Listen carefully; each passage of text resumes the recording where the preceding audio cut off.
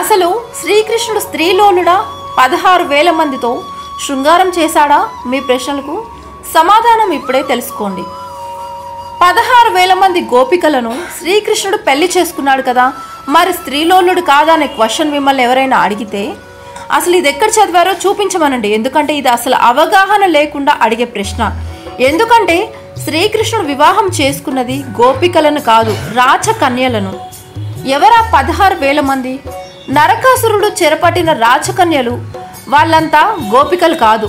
నరకాసురుడి సంహారం తర్వాత శ్రీకృష్ణుడు వారిని తిరిగి వారి వారి రాజ్యాలకు పంపిస్తే వారి తల్లిదండ్రులు అంగీకరించలేదు. అప్పుడు వాళ్ళు నువ్వే శరణ్యం అని కోరుకుంటే వివాహం చేసుకున్నాడు, అంతే. వాళ్ళంతా గత జన్మలో మహావిష్ణువు పతిగా కావాలని తపస్సు చేశారు.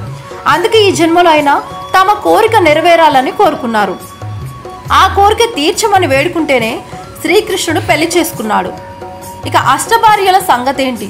అష్టభార్యల్లో ఎవరిని కూడా శ్రీకృష్ణుడు కావాలని వివాహం చేసుకోలేదు. శమంతక మణి కోసం వెళ్ళినప్పుడు జాంబవతి దాన్ని తిరిగి సత్రాజిత్కు ఇచ్చినందుకు ప్రతిఫలంగా సత్యభామ రుక్మిణి తాను ప్రేమించానని ప్రేమలేఖ రాసి పంపిస్తే రుక్మిణిని ఇలా అష్టభార్యలందరినీ వివిధ సందర్భాల్లో వివాహం చేసుకున్నాడు. చివరకు గోవులు, గోపాలురు, వేణువు ఇవన్నీ కూడా కృష్ణ పరమాత్ముడి స్పర్శను పొందాలనే అలా జన్మించాయి. భగవంతుడి స్పర్శను పొంది మోక్షానికి చేరువయ్యారు. ఎంతో తపస్సు చేస్తే కానీ పరమాత్ముడి సాన్నిధ్యం లభించలేదు. ఇక రాముడికి ఓ భార్య, కృష్ణుడికి 16,000 మంది భార్యలు. ఒకటి త్రేతాయుగంలో వచ్చిన అవతారం, మరొకటి ద్వాపర యుగంలో అవతారం. రెండు శ్రీ మహావిష్ణువు అవతారాలే. అయితే రాముడు ఆదర్శ మానవుడికి ప్రతీక. అందుకే మనిషిలానే ప్రవర్తించాడు, ఏక పత్ని వ్రతం అవలంబించాడు.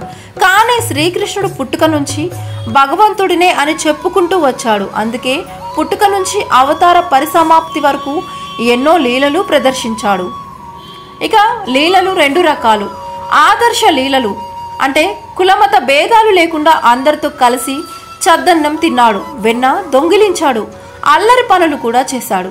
అద్భుత లీలలు అంటే గోవర్ధనోద్ధరణం, పూతన సంహారం, 16,000 మంది గోపికలతో ఒకేసారి రాసలీలలు ఆడడం, ఇవన్నీ అద్భుత లీలలు. ఒకవేళ 16,000 మందిని నిజంగానే పెళ్లి చేసుకున్నాడా?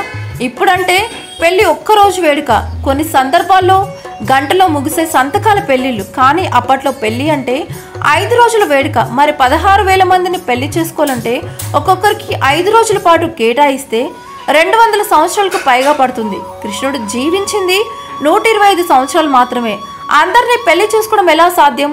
ఓసారి ఇలాంటి సందేహమై నారద మహర్షికి వచ్చింది. ఇంతమందితో శ్రీకృష్ణుడు ఎలా సంసారం చేస్తున్నాడు అని వెళ్ళి చూడాలి అనుకున్నాడు. ద్వారకలో ఏ ఇంట్లో అడుగు పెట్టినా కృష్ణుడు కనిపించాడు. అప్పుడు అర్థమైంది, శ్రీకృష్ణుడితో రాసలీలలు అనేది కేవలం గోపికల ఆలోచన మాత్రమే. మోక్షం కోసం భగవంతుడి సన్నిధిని కోరుకున్నారని అర్థం. ఇక రాసలీల అంటే శృంగారం కాదా?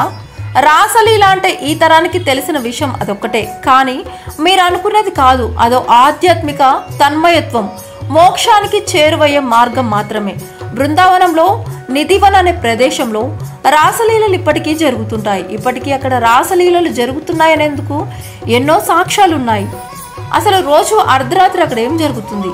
భాగవతంలో రాసలీల జరిగే సమయానికి కృష్ణుడికి 8 ఏళ్ళు, రాధకి 3 ఏళ్ళు.